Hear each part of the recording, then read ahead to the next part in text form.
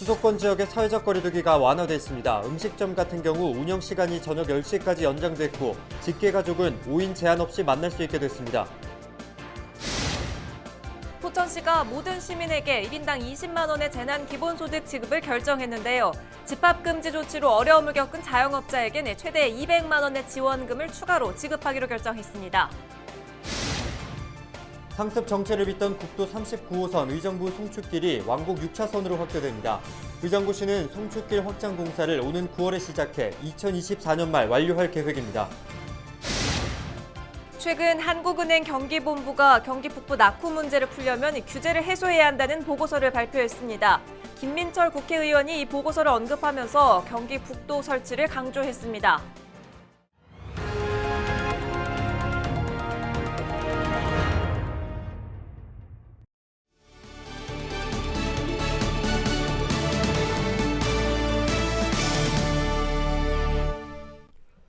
여러분 안녕하십니까? 헬로티비 나라뉴스입니다.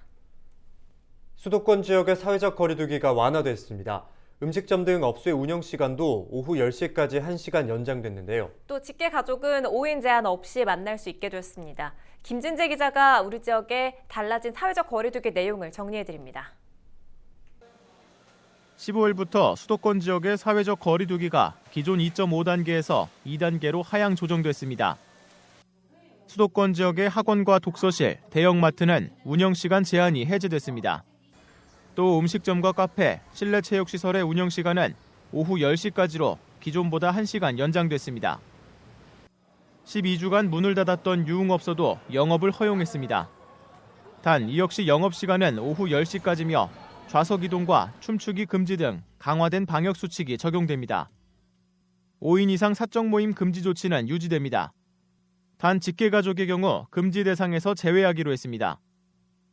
정부는 이번 사회적 거리두기 조치 완화가 서민 경제의 어려움을 고려한 조치임을 강조하며 시민들이 방역수칙을 적극적으로 준수해 줄 것을 독려했습니다. 만약 3차 유행이 다시 확산되는 경향이 나타나면 정부는 거리두기 단계를 다시 상향할 수밖에 없습니다.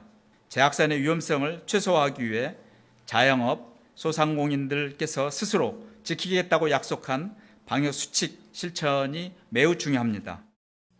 달라진 사회적 거리두기는 오는 2월 28일까지 2주간 유지됩니다. 헬로티비 뉴스 김진재입니다. AI 중앙사고수습본부가 경기 북부 가금농장에 대해 오는 28일까지 특별 방역 대책을 추진합니다. 중수부는 이 기간 사료와 분유업체 직원과 수의사 등 외부 축산 관계자의 농장 출입을 제한할 계획인데요. 또 쥐와 고양이 등 야생동물의 축사 출입을 방지하기 위해 쥐덫과 그물망 등을 촘촘히 설치합니다. 경기 북부 지역에선 지난 8일 포천의 산란계 농장에서 고병원성 조류인플루엔자 확진 판정이 나왔습니다. 최근 한국은행 경기본부가 경기 북부 낙후 문제를 해결하기 위해서는 중첩 규제를 해소해야 한다는 보고서를 발표했는데요. 더불어민주당 김민철 국회의원이 이 보고서를 인용하며 경기 북도 설치를 강조했습니다. 김 의원은 경기 북부의 재정 자립도와 경제력 등의 곤두박질을 쳤다며 국정과제인 균형 발전과 지방자치, 지방 분권의 실천 등을 위해 경기 북도 설치 추진 논의에 박차를 가해야 한다고 밝혔습니다. 앞서 김 의원은 지난해 9월 21대 국회 자신의 1호 법안으로 여야 의원 50명과 함께 경기 북도 설치에 관한 법률안을 발의했습니다. 이 법안은 국회 행정안전위원회 법안심사 제1소위원회에 상정돼 현재 심사가 이뤄지고 있습니다.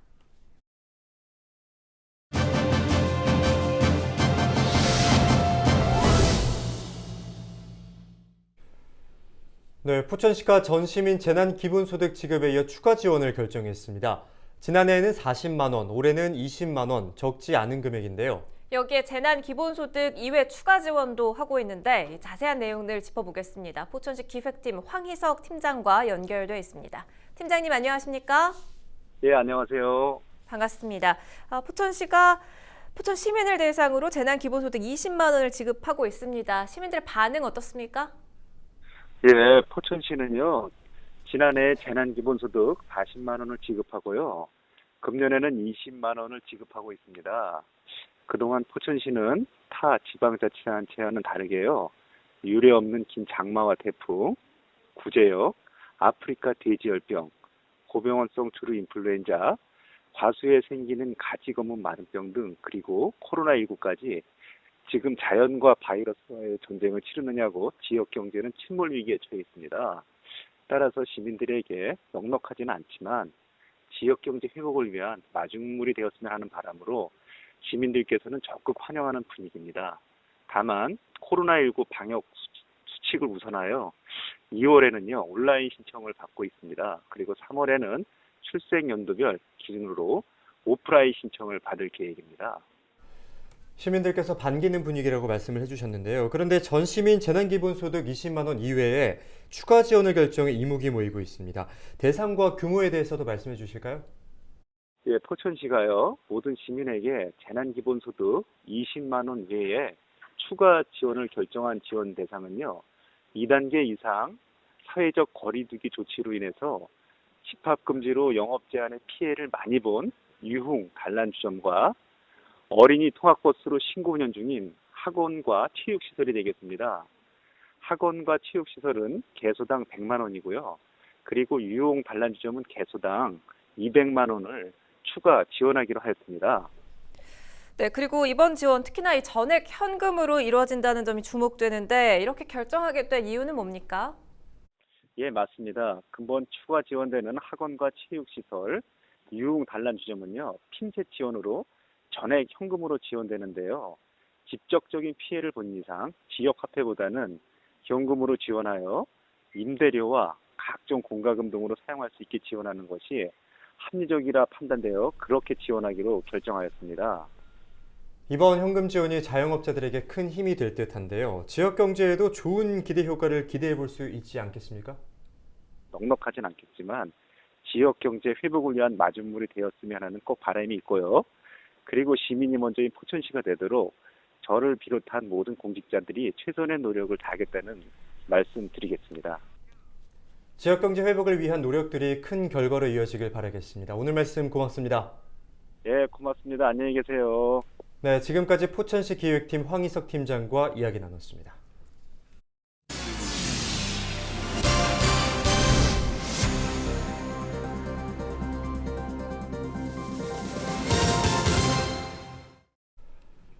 한 주간 경기도 소식을 정리해드리는 주간 경기도 시간입니다. 국내에서도 오는 26일부터 코로나19 백신 접종이 본격 시작될 예정인 가운데 경기도가 안정적인 백신 접종을 위해 총력을 기울이고 있습니다.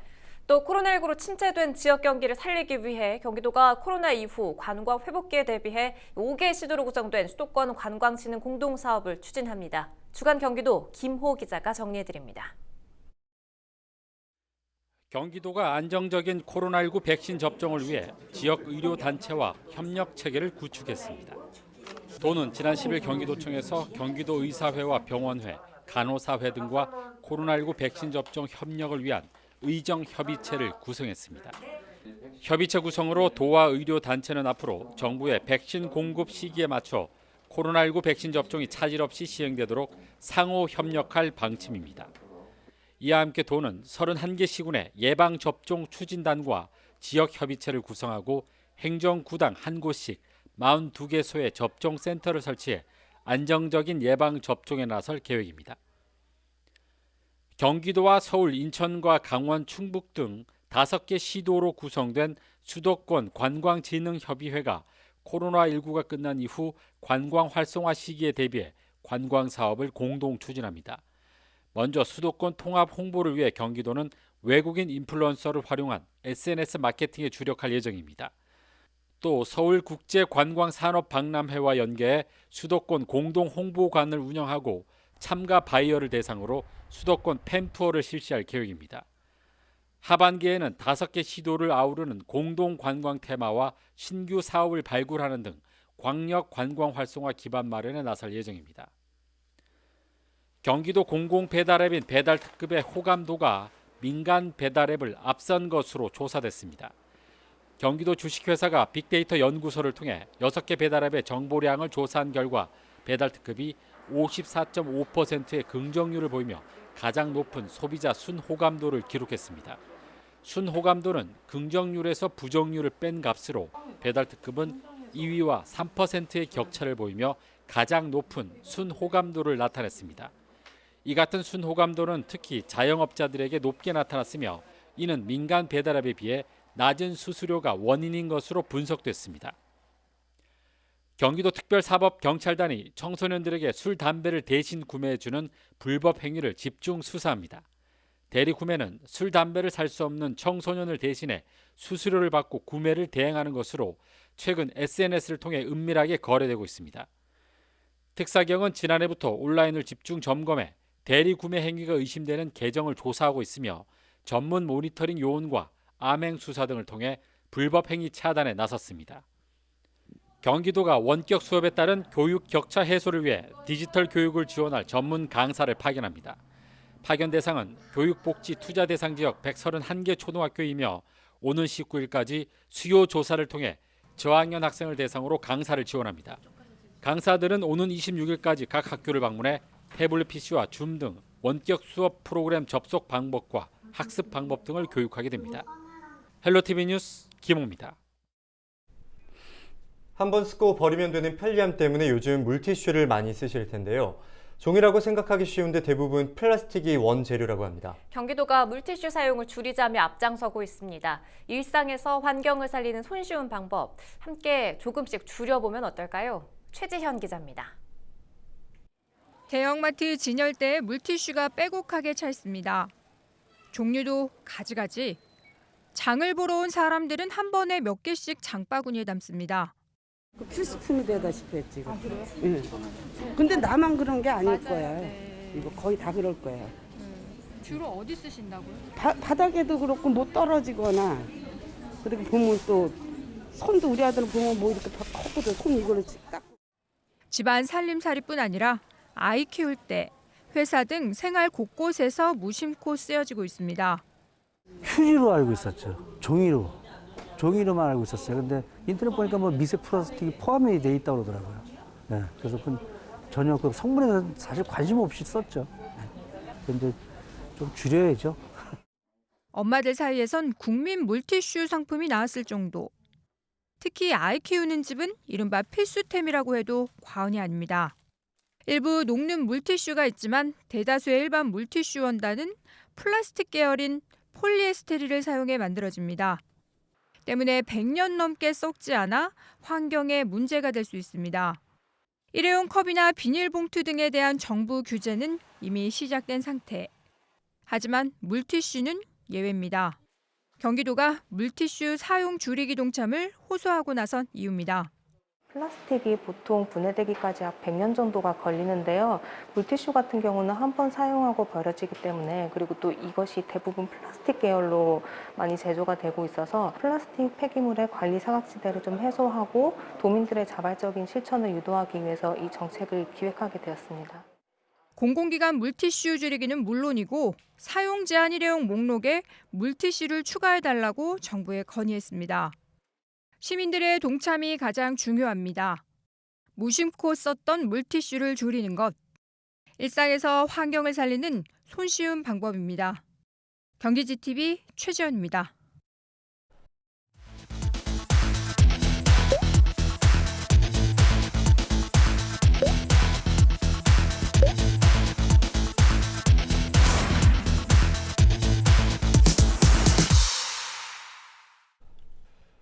국도 39호선 의정부 송축길 확장 공사가 오는 9월부터 시작될 전망입니다. 확장 공사 구간은 국도 39호선 양주 장흥면에서 가능동 경민광장까지 1.97km로 기존 4차선을 6차선으로 넓힙니다. 공사는 9월 착공해 2024년 말 완료될 예정인데요. 소요되는 사업비는 총 550억 원으로 절반은 국비로 지원되며 나머지는 경기도와 시 예산으로 충당됩니다. 확장 공사를 앞두고 있는 도로는 왕복 4차선이지만 하루 4만 3천여 대의 차량이 통행해 상습적인 교통체증이 빚어지고 있습니다. 공공재정연구기관인 나라살림연구소가 전국 지방자치단체 재정을 분석한 결과 의정부시가 전국 최우수 평가를 받았습니다. 나라살림연구소는 코로나19와 같은 위기 시 적극적인 재정 지출로 경기 활성화를 도모해야 한다며 부채 비율의 가중치 설정에 대한 합리성을 검토할 필요가 있다고 밝혔습니다. 뉴스를 마칩니다. 함께해 주신 여러분 고맙습니다.